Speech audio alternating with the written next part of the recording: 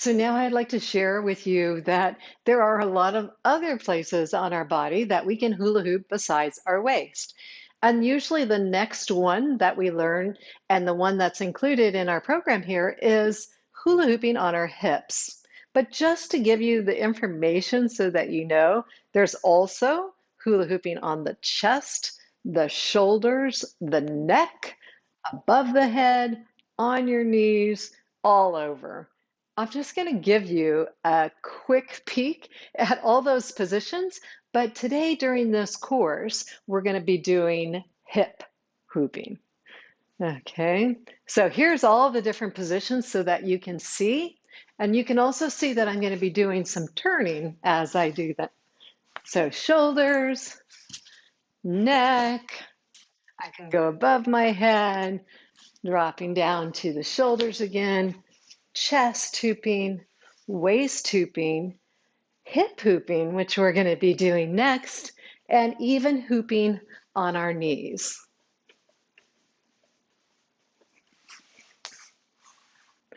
Okay, so here we go with that hip hooping.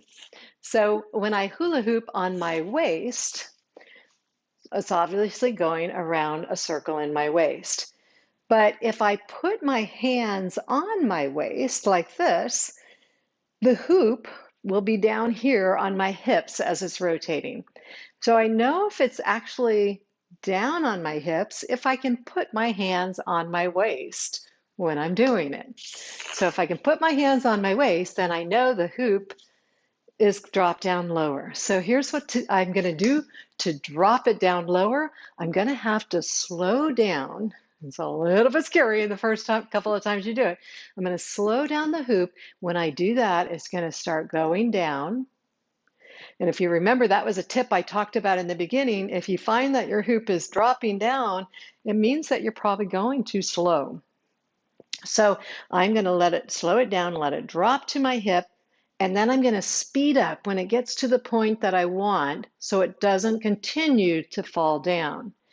And I'm going to keep it right here on my hips, which is a great massage. So if your hips are sore from sitting or hiking or something like that, if you do some hooping on your hips, hip hooping, I don't know why that's hard for me to say, hooping, hip hooping.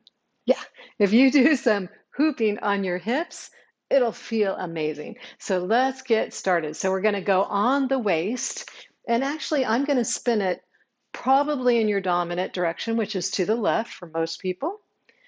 And I'm going to slow down until it starts to slip down, and then I'm going to speed up, speed up, speed up. I can put my hands on my waist so that you can see the hoop is actually on my hips. I can have my feet in the side by side or the forward back position at this point. Now, to get it to come back up, I'm going to have to wiggle a little bit more up on the top towards the waist. So the idea is that whatever your part of your body moves the most, that's where the hoop is going to go. So if I'm doing this, moving my hips more, it's going to be down there. If I do work up and move more in my waist and rib cage, the hoop should come back up. See if you can see it. So I'm going to slow it down. And I just went the opposite direction this time. So I'm going to slow it down. It's dropped down to my hips. You can see it right on my hips now. Now I'm going to move it up to my waist. So I'm going to slow down, drop it down. It's on my hips. Got to go faster so it doesn't drop any further. And then I'm going to take my hands off and wiggle up above, and it comes back up. I'll do that one more time. Let it drop down on my hips. Wiggle back up.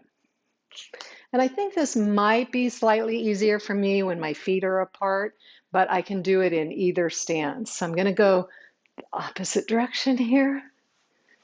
And I'm going to slow down, let it go down on my hips. I had to speed up there because I wanted to go down even further. I'm not going to let it go down even further. And then bring it back up. I'm going to slow down again. You'll see it drop down. Whoop. That time it dropped too far. Slow it down, drop down. It's on my hips. My hands are on my waist. Lift it back up. Whew. Okay.